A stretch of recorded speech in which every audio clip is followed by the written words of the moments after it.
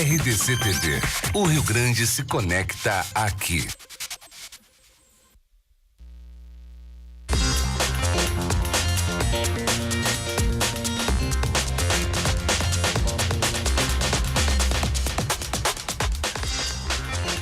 Meio-dia em ponto, está começando o nosso Rio Grande Movimento pela RDC TV. O Rio Grande se conecta aqui. Sabe como? Vou te falar. Você está nos pegando aí pelo 524? Que bom. Muito obrigado por você deixar a gente entrar na sua casa, no seu estabelecimento comercial, em 27 cidades espalhadas, né? 27 cidades chaves espalhadas por todo o Rio Grande do Sul. Mas, but in English, se você tem um amigo, um parente, quero ver a RDC, como é que... olha, uma programação bacana o dia inteiro, só fala do Rio Grande do Sul. Vai na nossa página. É isso aí, Chiclé, obrigado. No Facebook você pode indicar para qualquer pessoa no mundo, né? Ah, tem um parente na França, tem um parente na Holanda, enfim, em outro estado, em um lugar onde não tem a net.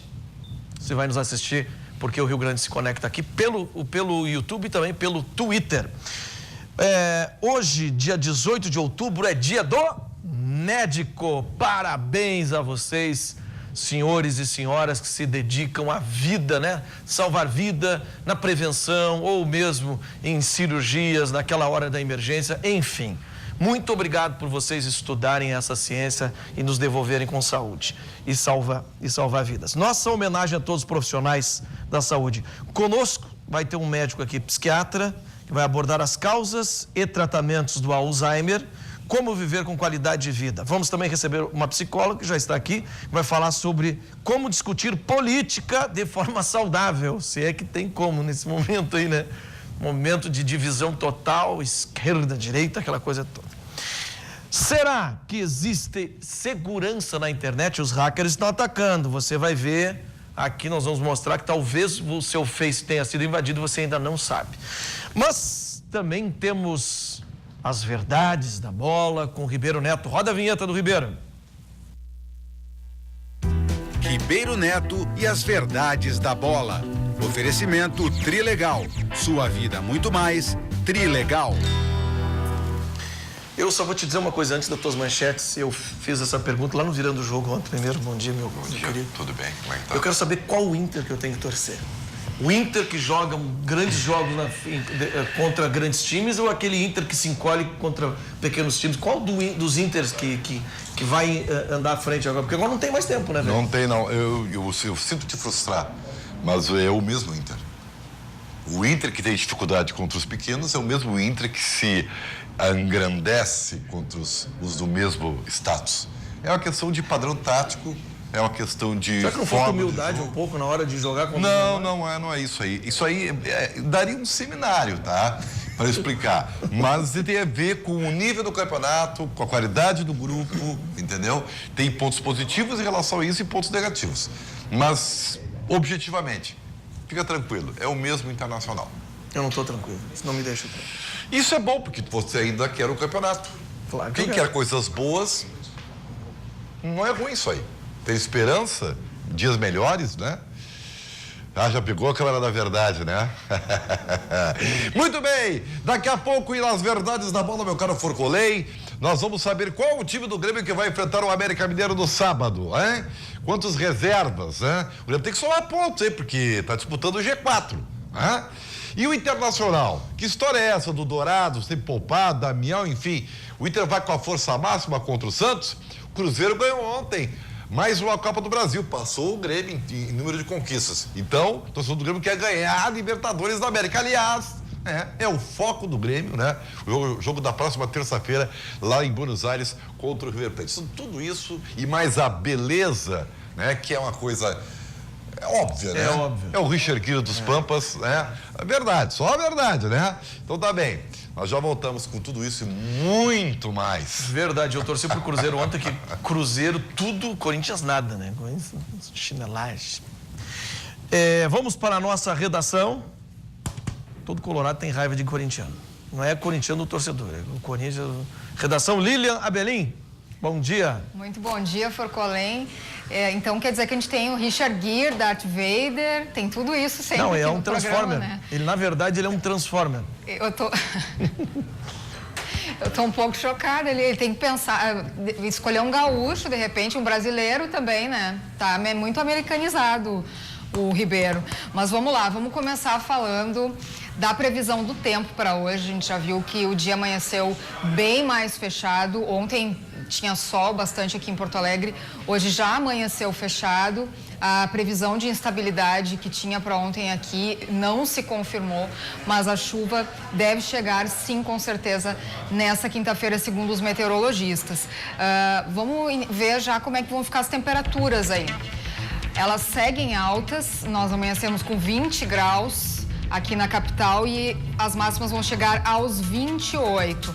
Em Pelotas, lá no sul do estado, amanheceu um pouquinho menos, 15 graus, mas vai chegar aos 27. Ali na Serra também tá com a temperatura alta, 25 graus ali. Em Uruguaiana vai chegar aos 33 graus, é onde devem ter as maiores temperaturas hoje e bastante chuva, assim como ali no litoral, onde já amanheceu com 20 graus e as máximas vão chegar aos 28 hoje, com um pouquinho mais de nebulosidade, mas a chuva chega ali também. E agora, uma das notícias mais comentadas hoje ainda é a pesquisa Ibope, a última pesquisa Ibope para as intenções de voto para governador do estado do Rio Grande do Sul, que foi divulgada a noite passada. Então, é a primeira pesquisa Ibope desse segundo turno para a eleição de governador e que apontou Eduardo Leite, do PSDB, à frente, com 59% dos votos válidos, isso excluindo brancos, nulos e indecisos. E José Ivo Sartori, do PMDB, com 41% da intenção de votos. Considerando os valores totais, Eduardo Leite soma 52%, e o atual governador José Ivo Sartori, 36%. Brancos e nulos, 8%, e 4% não responderam ou não sabiam. A pesquisa foi realizada entre os dias 14 e 16 de outubro, com 1.008 eleitores. A margem de erro é de 3 pontos percentuais para mais ou para menos. O nível de confiança é de 95%.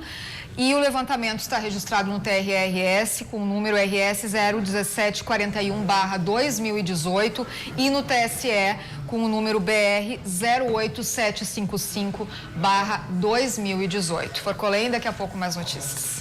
Ok, Lilian, obrigado. E agora nós vamos falar o seguinte, sobre eleições. Falar aqui com a doutora Mariana Ballardini, aliás, psicóloga especialista em terapia sistêmica cognitiva individual de casal. Bonita essa.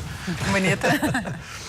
Tudo bem? Tudo bem. Parabéns pelo dia de médico. Vocês também fazem um trabalho. Não sou médica. Mas nós somos da área da saúde também. É, a área da saúde, né? Sim.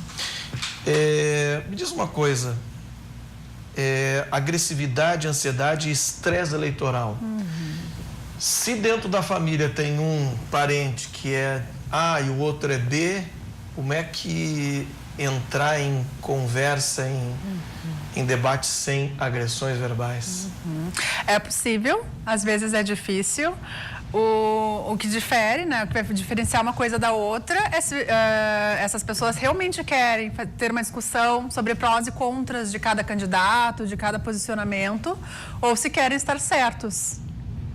Né, porque o que a gente percebe muitas vezes no estresse eleitoral, que é um dos tópicos que a gente vai conversar, é que as eleições acabam sendo porta-voz, né? A eleição acaba sendo porta-voz de muitas questões, tanto da sociedade quanto das pessoas, de valores, de insatisfações.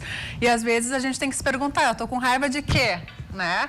É da esquerda, é da direita, é do fulano ou de outras coisas além, né? O que eu vejo é que as pessoas estão misturando muitas coisas ao mesmo tempo e aí estão acontecendo rompimentos, discussões, seja em redes sociais. Aí leva para a discussão eleitoral as suas questões. Mas Sim. também não tem aí uma questão também de valores. Tem gente de uma maneira buscando valores e tem gente buscando ideologia. Não tem aí uma cegueira dentro de uma ideologia, já que tem uma coisa que a gente tem que evidenciar. Tem pessoas que fizeram coisas erradas. E eu sempre ensinei para minha filha desde pequeno que o errado é o que a gente não pode fazer, não pode enganar os outros. Eu estou ensinando esses valores. Como é que eu vou continuar com esses valores se hoje a política está toda suja, manchada, presa, todas essas questões? Como é que eu vou discutir isso se esses são os valores que eu quero passar? E aí a outra parte engessa nessa questão, na ideologia, sem ver os valores reais que a gente tem que passar hoje. Como fazer isso? É bem complexo e essa dificuldade do quadro que a gente tem, contras dos dois lados. A gente sabe que a situação do país está difícil, que a gente tem um histórico difícil de corrupção, de várias necessidades que não foram satisfeitas no país. A gente sabe que também tem valores muito importantes em relação, né, às pessoas, à sua visão de mundo. A questão é que muitas vezes essas discussões acabam não sendo produtivas, que um acaba ofendendo o outro. Então, se não concorda comigo, tu é burro, né? Então, vice-versa. E tem gente que já começa escrevendo assim, né? Fulano de tal vai votar, os fulanos que vão votar no fulano de tal são um bando de burro, tal. Aí acho que já começa mal, né? E aí às vezes a raiva não é do fulano que eu chamei de burro, né? Eu não chamei ninguém de burro, mas né, se eu chamasse. A raiva às vezes é sobre a política, sobre as coisas que estão sendo discutidas e muitas vezes até de outras coisas que as pessoas já estão satisfeitas nas suas vidas, e é mais fácil falar às vezes de política do que falar, né, das suas questões pessoais. E aí fica tudo misturado. Esses valores eu passo na televisão. Eu tenho 29 anos de comunicação, rádio e televisão. E eu sempre fui coerente no que eu falo, no que eu digo. E eu passo isso para o meu telespectador. Eu tenho muitos fãs, eu tenho uma página de 325 mil pessoas que me seguem e tal. Eu passo isso. Eu não tenho ninguém de estimação. Quem para mim errou, tá fora. Quem para mim sujou a sua... Eu não tenho nada de estimação de pessoa. Acho que toda pessoa pública nos deve uma satisfação, porque nós pagamos o salário. E nos deve a melhor. E é isso que eu vou passar para meus filhos. E essa é uma forma bacana de discutir, como a gente está fazendo agora, sem acusar, tu não vê, tu não sei o quê. Não, eu estou colocando meu ponto de vista, né? Tu está colocando o teu. E aí, a partir disso, a gente pode chegar numa construção, ou não. E aí tem um outro lado saudável, que às vezes as discussões não vão levar a lugar nenhum. Então, o que as pessoas muitas vezes estão fazendo nas redes sociais, né? Se afastando um pouco, porque às vezes acaba sendo um ambiente muito tóxico, existem outras formas de discutir ou de se inteirar do que está acontecendo. Eu faço as minhas postagens ali pessoais, né? Eu tenho a minha vida pessoal. Lá você vai ver o que eu sou, qual é o movimento que eu sou, porque eu não fico em cima de um muro. Porque quem diz aquela história que quem construiu o muro foi o diabo, né? Então, assim, eu não fico em cima do muro. Mas, porém, eu coloco as minhas posições. Você diz, o fulano é... Agora, quem entra ali agressivamente pode contrapor, mas quem entra ali agressivamente, já xingando, falando, já está fora do Face. Eu nem perco o meu tempo discutindo.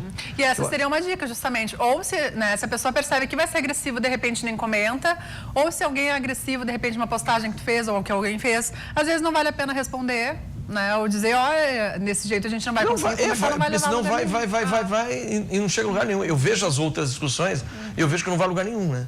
Então eu prefiro excluir. A não ser que efetivamente queiram discutir algum tópico, um plano de governo, uma proposta, alguma questão, se isso realmente vai influenciar o voto, a sua posição.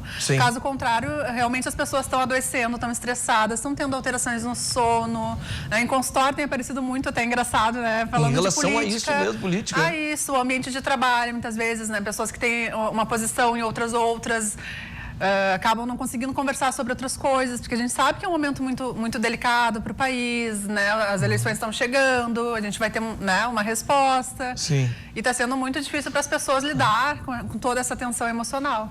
Eu acho ainda que nós no Brasil ainda nós engatinhamos ainda dentro da democracia. Nós ainda não sabemos o poder que nós temos e o que efetivamente cobrar. Nós temos que cobrar de todos eles que nos colocam, essa é a minha visão, né? De todos eles que nos colocam propostas, eles têm que nos devolver em trabalho, em serviço. Não é um favor. Exatamente. Fulano de tal vai fazer uma coisa, nossa, nunca foi feito. Daí ele entrou aí para fazer mesmo, ele foi isso que ele prometeu. Quem colocou eles ali, né? Quem são os chefes, na verdade. E eu acho que a gente ainda está muito nessa coisa, parece que é um time. Exato. E é isso que não é saudável, como um Grenal. Não é futebol. Não é futebol. São 4 anos da vida de todos nós, né? Desde lá dos vereadores e o prefeito e hoje deputados, senadores, governador e presidente. Eles vão influenciar 4 anos na nossa vida. Por isso que eu sou contra também aquela pessoa que diga, eu vou anular meu voto, eu vou... Cara, e aí como é que você vai cobrar? Exatamente. A gente tem que colocar... Se a gente anular, alguém vai decidir pela gente, né? Exatamente. Mas... É aquela coisa, opinião, né? Sim. Mas, assim, nós temos que... Algumas coisas estão, assim, nos nossos pés. Nós temos que acordar. São coisas Sim. drásticas que aconteceram que a gente precisa enxergar. E que seja um acordar saudável, que a gente também acorde, que a gente também seja coerente com aquilo que a gente cobra em relação à corrupção, a questão a valores, a questão a respeito. Eu acho... A gente não pode ficar assim, esperando do outro só. Eu acho a corrupção, ela não pode ter espaço. Eu acho que é imprescindível isso. Corrupção dentro do sistema público não pode ter nenhum nível de espaço, nenhum nível. Não que sejam R$2 a milhões. Não interessa. É dinheiro que você está desviando, que você está sacaneando, né?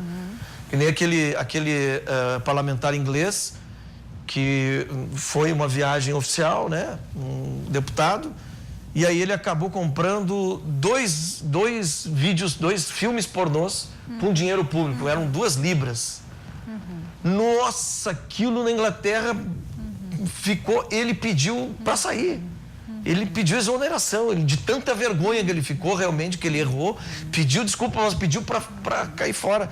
Então, assim, veja a diferença. Mas o que tem na Inglaterra há muitos anos, né? Educação, investimento maciço em educação, cultura. Aí nós vamos chegar lá, porque daí... Exatamente, porque os nossos governantes refletem a nossa cultura, né? A gente para em fila dupla, a gente não devolve o troco muitas vezes, a gente fura fila. Quantas coisas se faz, né? Para ter um pouco de vantagem. Então é importante que a gente olhe pra gente, né? Que a política é reflexo do que a gente faz. Ah, mas eu não faço, eu sou honesto.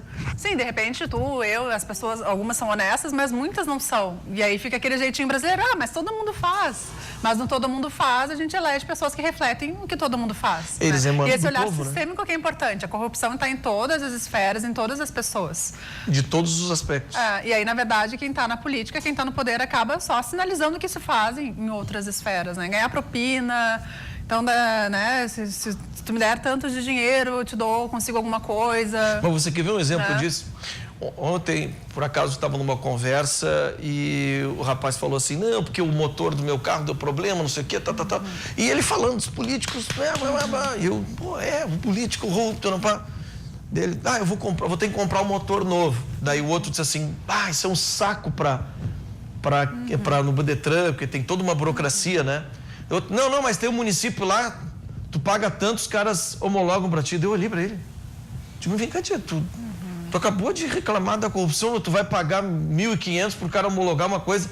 Não, mas não é roubado. Eu digo, mas pode ser. E muitas vezes se compra roubado, inclusive, né? Exatamente. Eu digo, mas tu tem que colocar no normal, tia. Tu tem que comprar um motor com nota e passar lá, né?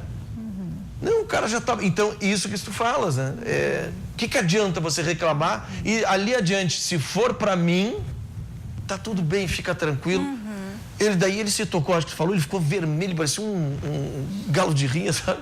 Sim. E deu um jeito e caiu fora de vergonha, sabe? Mas então é isso mesmo, né? Nós não podemos cobrar uma coisa que depois a gente vai fazer... Independente de quem vencer essas eleições, a gente tem que pensar, a gente tem que fazer a nossa parte. Mas o governo está fazendo isso, aquilo. Bom, não importa, né? A gente tem que fazer aquilo que a gente acha coerente, não ficar esperando só que o outro faça.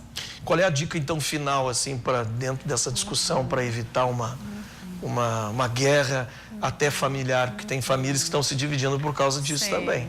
Infelizmente, a gente chegou nesse ponto, mas se as discussões não forem produtivas, às vezes é melhor não discutir nesse momento, discutir com quem está aberto e se também chegar no nível que não é produtivo, encerrar. Nas redes sociais, tem pessoas que têm se beneficiado, saindo um pouco delas, e se querem efetivamente vão buscar fontes seguras por fora. Buscar também outras fontes que não sejam só política, fazer, né, de repente, práticas de meditação, lazer, coisas que relaxem também, não no sentido de se alienar e fingir que não está acontecendo nada, mas de poder também se centrar um pouquinho mais até para poder tomar uma decisão com a cabeça mais relaxada, digamos assim. Ok. Psicóloga Mariana Balardim, especialista em terapia sistêmica cognitiva individual de casal. Muito obrigado pelas dicas. Seja bem-vinda sempre. Vamos a um breve intervalo comercial e já voltamos.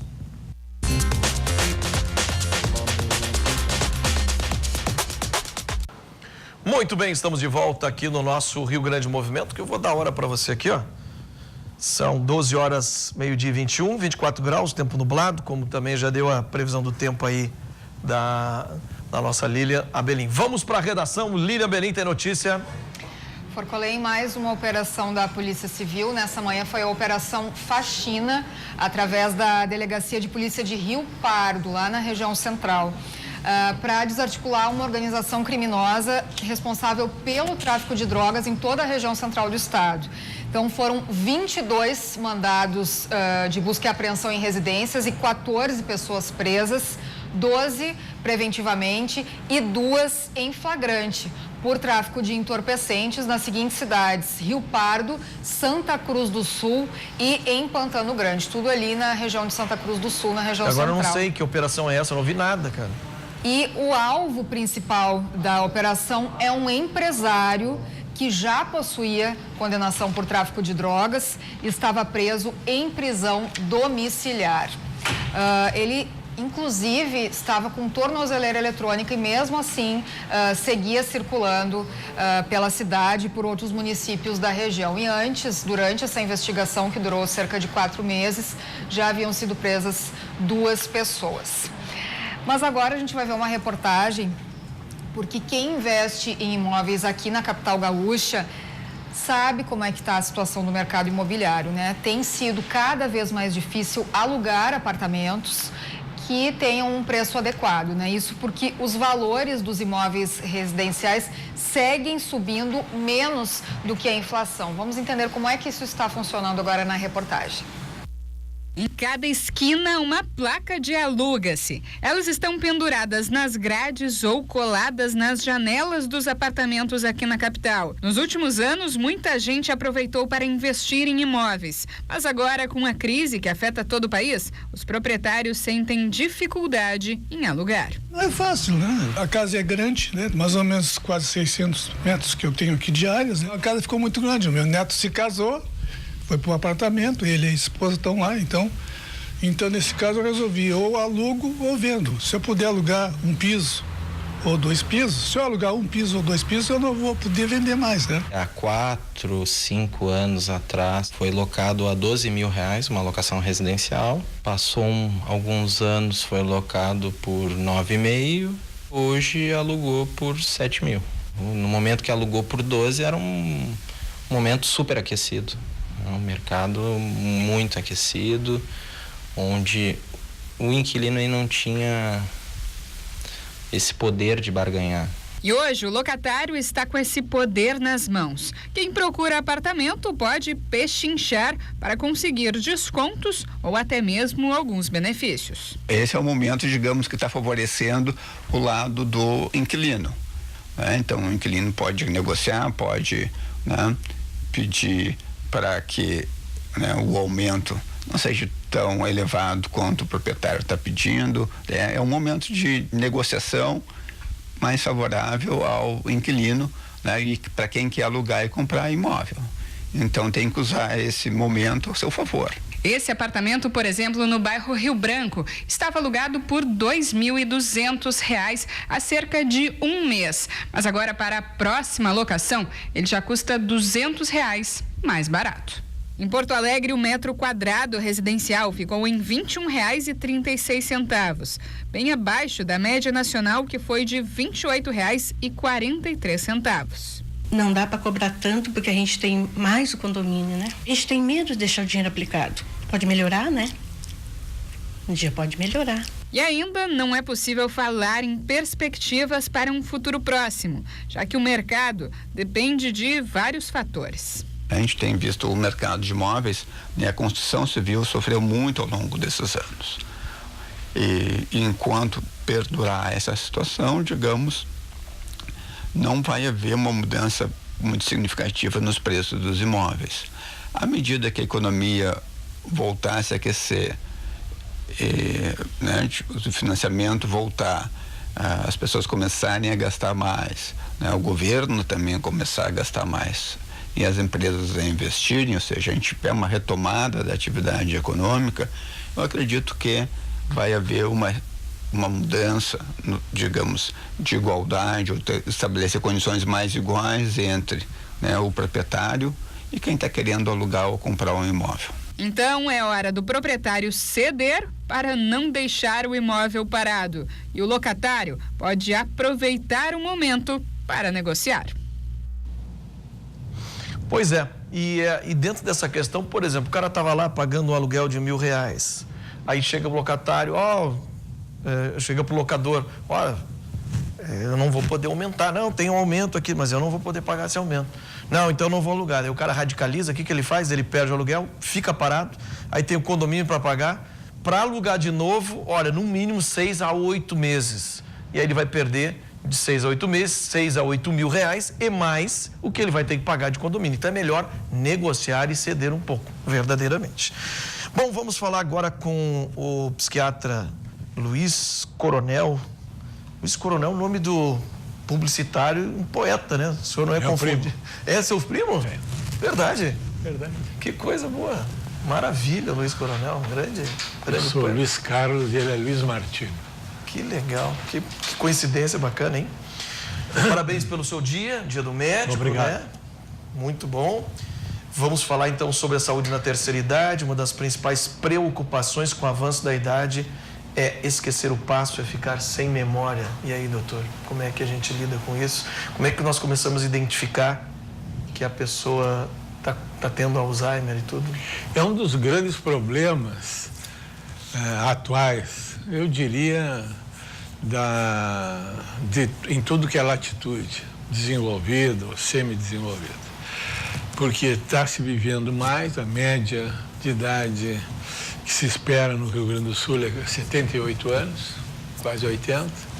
Com isso aparecem mais os problemas, por viver mais, relativos à idade. E um deles, grave, é quase epidêmico, né? É a ocorrência de 5 a 15% de quem tem mais de 65 anos de alguma forma de demência. Não é só Alzheimer, então. A principal é o Alzheimer. Aham. É a mais prevalente, né? Mas tem outras, em segundo lugar, são as vasculares, né? E outras menos, digamos assim, incidentes. Mas então, de 5 a 15% de quem tem mais de 65 anos pode desenvolver esse quadro. E 20% dos que têm mais de 85 anos. E é muito frequente hoje pessoas com 80, com 90. Né? Lúcidos. Se calcula que, continuando essa curva da população quanto à idade, que em 2030 teremos mais idosos do que crianças no Brasil. No Brasil? No Brasil. Eu achei que era porque vem... não. E o Rio Grande do Sul acho que vai ser mais até, né? Porque o gaúcho, ele faz um projeto de familiar um pouco mais severo, acredito que, pelo que a gente nota em relação aos outros estados. Então, a classe média, cada vez mais, antes de ter um filho, se prepara ou pensa muito antes de tê-lo, né? E é verdade. E com algumas diferenças, isso acontece em outras latitudes, outros estados, né? Com maior ou menor. Mas tu tens razão, aqui o planejamento familiar e outros indicadores de desenvolvimento são mais salientes, né? Do que no Nordeste, por exemplo. Mas, de qualquer forma, de um modo geral, então, a população idosa cresce graças à medicina, os avanços no campo da saúde, da beneficência social, e a população infanto-juvenil vem encolhendo. Né? Bom, mas isso traz o contraproduto, digamos, dessa existência mais longeva da nossa população é o possível aparecimento de doenças. E uma delas é o quadro das demências. E me diga uma coisa, especificamente do Alzheimer, tem como diminuir a intensidade que ela atinge a pessoa? Tem algum tratamento hoje que dá uma qualidade de vida maior? Em saúde nós temos um princípio básico, né? Eu, desde 2015, coordeno a saúde mental de todo o estado. Então, nós temos uma política pública dirigida para os segmentos que mais são vulneráveis. Infância e adolescência, idosos, doentes mentais, drogados. Né? E entre essas políticas que previnem ou que tentam amenizar o adoecimento, né, estão as práticas que são saudáveis para qualquer problema de saúde. E que é a prática, aquela de uma alimentação adequada, esportes, uma vida mais ativa, menos sedentária, etc. E quando se instala o processo mórbido, se recomenda que o quanto antes seja feito o diagnóstico. Tudo em medicina, no campo da saúde, que é feito precocemente o diagnóstico, é de melhor prognóstico, porque pode ser tomado mais cedo as medidas. E isso é uma tragédia, porque a instalação das demências é de um modo insidioso e quase imperceptível. São pequenas mudanças mentais e ou de comportamento. Mas tem alguma coisa que pode identificar o comportamento da pessoa, do nosso idoso, da nossa mãe, do nosso avô, avó? Uma não. E eu diria o seguinte como recomendação geral. Quando a pessoa apresenta, tem um padrão, quando chega aí aos 60, 70, ele tem um padrão de comportamento. Quando muda alguma coisa de comportamento, pare e olha. Não é normal. Leve imediatamente ao médico. Pelo menos para ver se algo não está errado, se não tem alguma coisa acontecendo.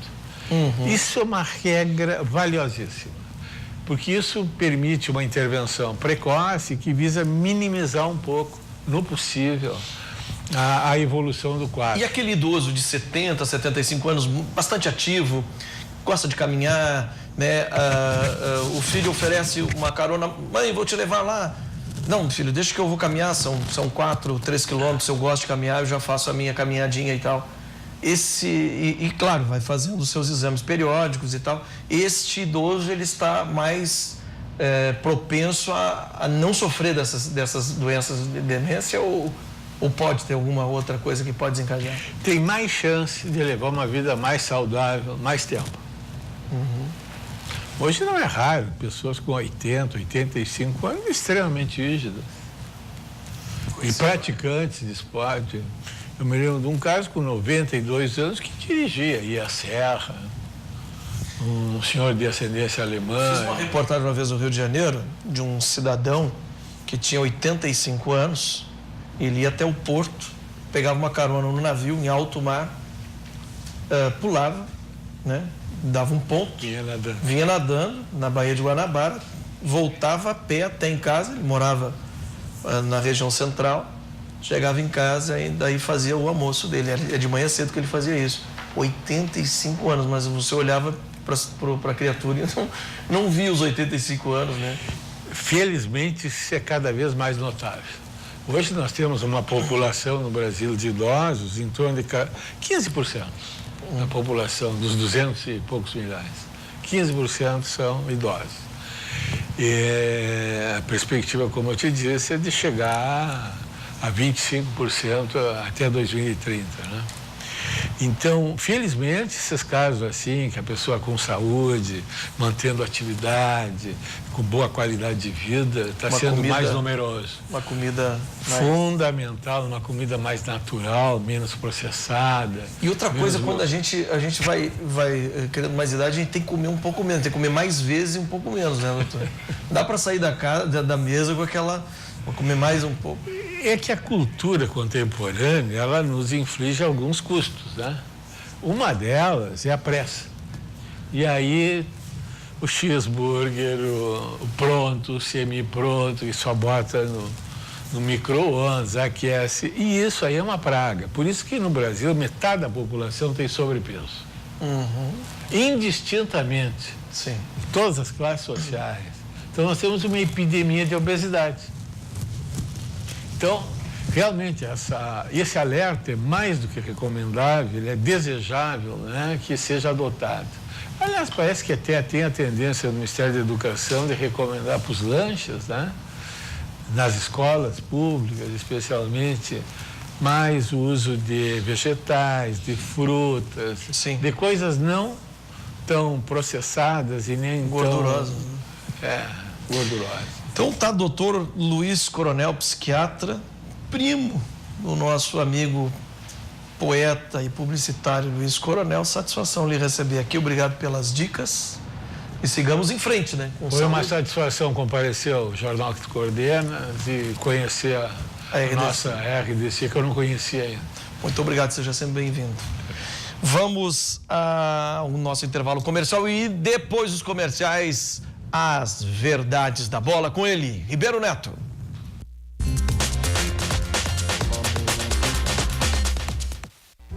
Ribeiro Neto e as verdades da bola.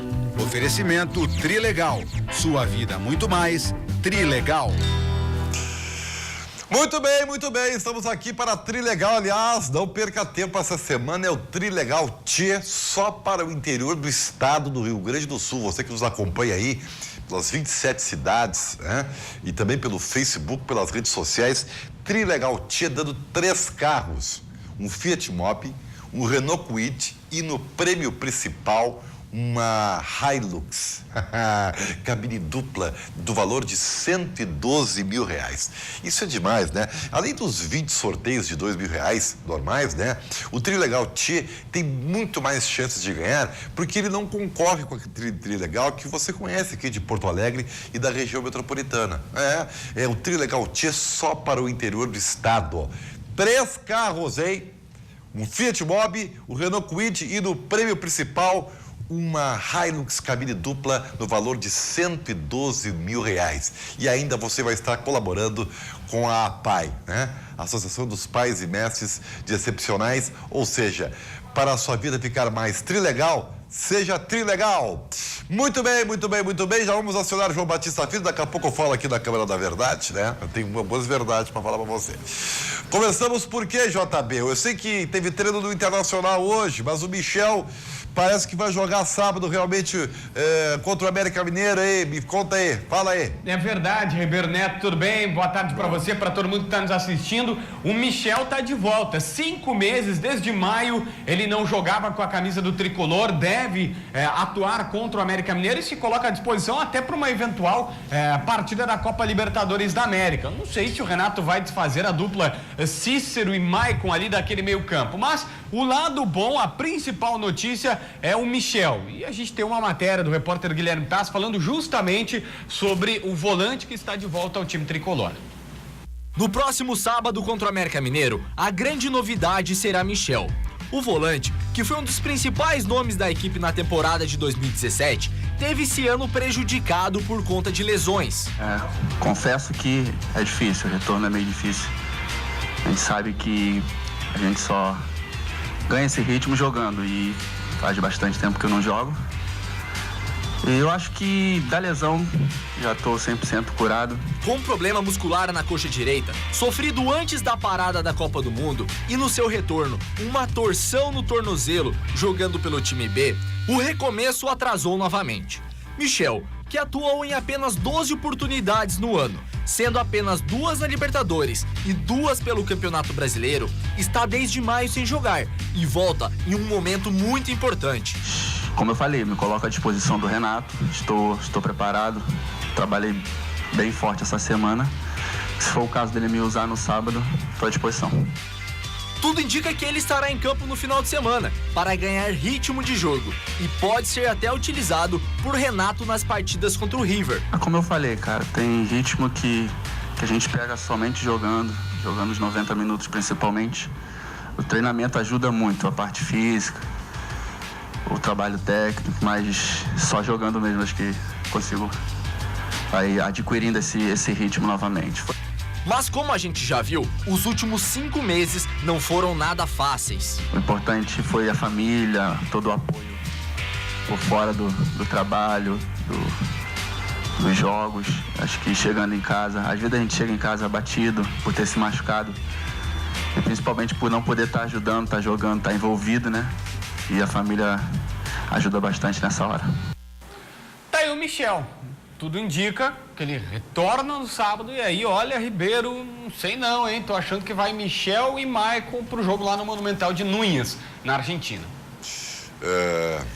Tá na Câmara da Verdade aqui já? Vem pra Câmara da Verdade aqui. Olha aqui, gente. Eu já disse pra vocês que a volta do Michel, pra mim, é mais importante que a recuperação do Luan. Ah, o Ribeiro tá doido? Não. Eu estou sendo pragmático e estou analisando o jogo da próxima terça-feira na Argentina. Por que isso? Todos nós sabemos, né? Às vezes o Renato teima, né? Que a dupla Maicon e Cícero é uma dupla lenta, velha, com qualidade, é verdade. Mas para um time que o Grêmio vai enfrentar, que tem uma segunda bola muito efetiva e tem uma transição muito rápida, ficar só com esses dois jogadores é chama-gol. Então, na minha opinião, o Michel joga, se jogar, ficar tudo bem contra o América Mineiro, joga ele, joga o Maico e joga o Cícero, porque o Bruxo não sai do time, né? E joga Ramiro e joga Everton. E aí o Renato vai ou de Luan, se tiver bem vai ele, ou de Alisson ou até Jael. Para mim é isso e estamos conversados a respeito de Grêmio. Não se tem time ainda provável para sábado, né? Dá pra tentar colocar, Ribeiro. Te confesso que eu tenho uma dúvida forte na lateral direita. Acho que até o Léo Moura pode numa dessas. O Renato já tinha... Vai jogar o Madison. Eu não sei. Vai jogar. O Madison tá treinando de zagueiro recentemente, o Ribeiro. Cara, o Grêmio não pode. O Grêmio tem o Léo Moura, que a gente sabe, né? É dodói. Voltando de lesão. O Leonardo Gomes é o substituto imediato. Então não vai jogar nenhum dos dois. Vai por mim que vai o Madison. Eu acho que não, tá? Mas tudo bem, vamos colocar o Madison então. Paulo Vitor, Madison, Paulo Miranda, Bressan e na esquerda, olha, se o Renato não colocar o Juninho Capixaba dessa vez, não coloca nunca mais, né? Aí, mais à frente, a dupla de volantes, Ribeiro. Vamos tentar colocar Michel, Matheus Henrique. Não sei, acho que pode ser daqui um pouco o próprio Tassiano. Pode ser. Jean-Pierre, mas enfim... Aí, ponta direita. Quem é teu ponta direita aí? O Ramiro pode voltar na Libertadores, mas tem o Alisson. O Marinho lesionou na última rodada. Douglas centralizado, PP no ataque seria o André. Mas ontem a gente até rodou no Dois Toques, o Renato conversando constantemente com o Tony Anderson. Uma dessas, Ribeiro. Mas não, o André operou o apendicite, né? Então, tá fora. Então vai Tony Anderson. Vai Tony Anderson. Tudo bem. Um horror, mas... Sabe-se lá, né? Sabe-se lá. Enfim, vamos ver. O Grêmio tem que continuar somando pontos, hein? Porque senão o G4... Eu tô falando na Câmara da Verdade. Alô, dedinho. Oi, meu bruxo. Vem pra cá. Isso, queridão. Escapa pelos dedos, tá? O G4. E G4 e G6 tem muita diferença. Muita diferença. Gostei aí de verdades da bola quando eu falo aqui com vocês, ó. Bem pertinho, ó. Tá bem? Vamos pro Internacional, JB. O jogo é só segunda-feira contra o Santos. E aí? Exatamente. Que treinou nesta manhã. Teve o Nico Lopes falando na entrevista coletiva. A gente vai fazer toda essa repercussão.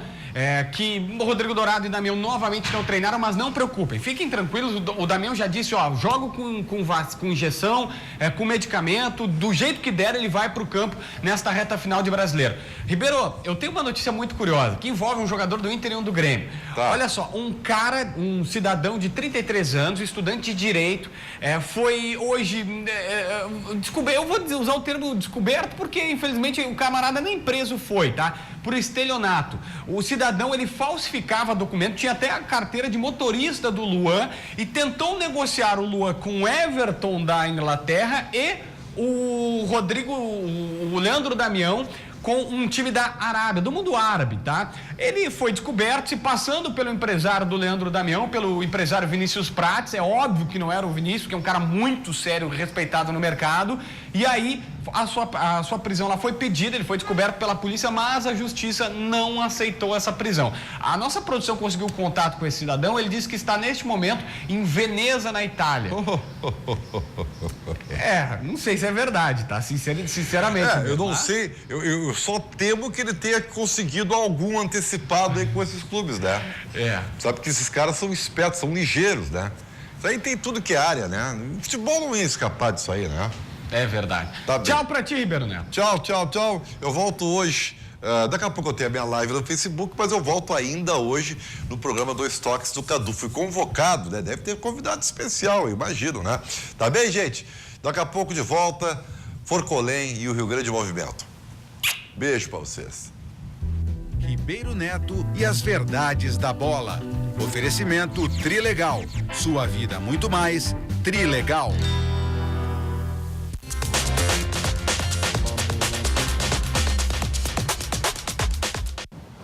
Muito bem, faltando 9 minutos para 1, Rio Grande Movimento está de volta. Agora nós vamos falar sobre Facebook e segurança na internet.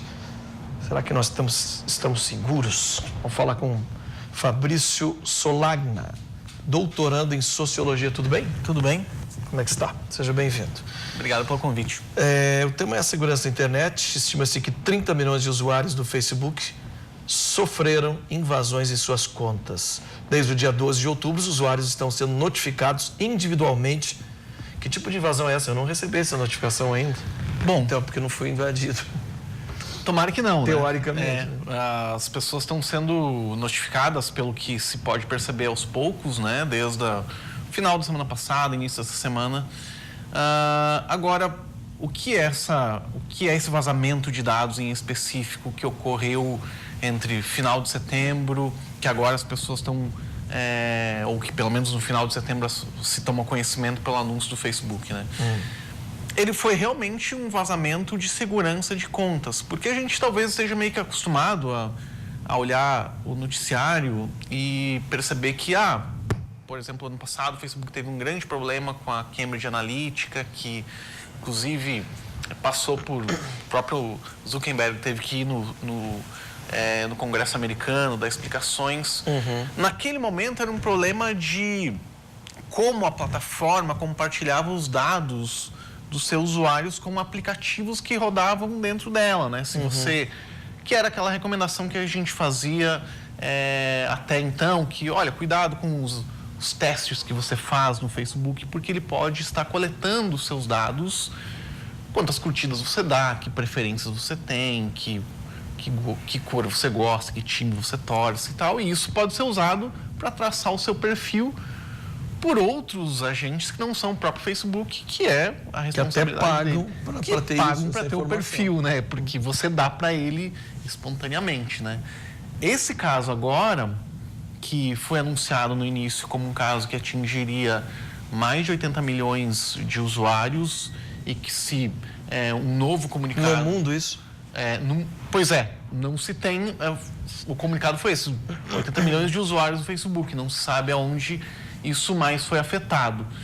Mas que agora se considerou que 30 milhões tiveram dados realmente pessoais vazados, que é nome, e-mail, telefone, lugares que você fez check-in, preferências pessoais. E principalmente, eu acho que esse é o mais importante, é o que se chama tecnicamente de token de acesso. Então não foi a sua senha que vazou, mas sim os dados. O token, que é, digamos assim, é como se fosse o segredo da sua chave que você entra em casa. Quer dizer, você não perdeu a sua chave, mas alguém foi lá e raspou e sabe exatamente como é que é o modelo da sua chave. Então, poderia ir num chaveiro e fazer a mesma chave e obter os acessos. Isso eu digo que é um pouco mais grave, porque o token de acesso serve tanto para entrar em alguns lugares do Facebook, para você obter acesso a essas informações que vazaram, mas também pode servir de acesso a outras aplicações, caso você tenha vinculado a sua conta de Facebook. Agora eu te pergunto, então nem adianta, num caso desse, eu mudar a senha, porque ele está acima da senha, ele entrou... Sempre é bom trocar senha, não só por causa disso, porque sempre é bom, mas na medida que você troca a senha e faz outras modificações, você altera seu token. Então, aquela, digamos, a ranhura da chave vai mudar, porque, afinal de contas, a maneira de acesso, a forma com que você vai acessar mudou, né? Então, mas é uma notícia boa e ruim, na verdade. Se sua senha em texto tivesse vazado, isso é ruim porque talvez você use essa senha em outros lugares, né? Caso você use a mesma senha para vários serviços. Mas é ruim porque caso você vincule a sua conta com outros acessos, por exemplo, tem muita gente que entra no Spotify só dizendo que você quer acessar pelo Facebook ou em outros serviços. Eu não gosto de fazer isso mesmo. Para acessar usando o serviço, ele só usa o token, ele não usa a sua senha como texto, né? Então, é bom porque o texto da sua senha legível não vazou, mas vazou a possibilidade de outras pessoas acessarem outro serviço. Recomendação, troque sua senha. Mas mais do que isso, as pessoas estão sendo avisadas de uma maneira muito... como é que eu posso dizer? Em blocos, pelo menos os relatos que chegam, é que chega uma notícia na sua timeline dizendo, olha, você foi afetado. E isso não fica fixo. Então, até entidades de proteção ao direito ao consumidor, como o IDEC, por exemplo, e entidades como a que eu faço parte, que é a Coalizão de Direitos na Rede, indica você fazer um print disso, que se chama, né, tirar uma foto desse aviso, porque comprova, pelo menos, que os seus dados foram vazados e você pode cobrar isso do Facebook depois, no sentido judicial, alguma reparação, né? Então tá bom. Muito obrigado pelas dicas. Eu acho que primeiro troque a senha e fique de olho e faça esse print como o Fabrício falou. Muito obrigado, Fabrício. Um grande abraço para você. Até mais. Vamos ficando por aqui, vem aí o Virando o Jogo e a gente volta amanhã, meio-dia. Obrigado pela audiência. Tchau, tchau.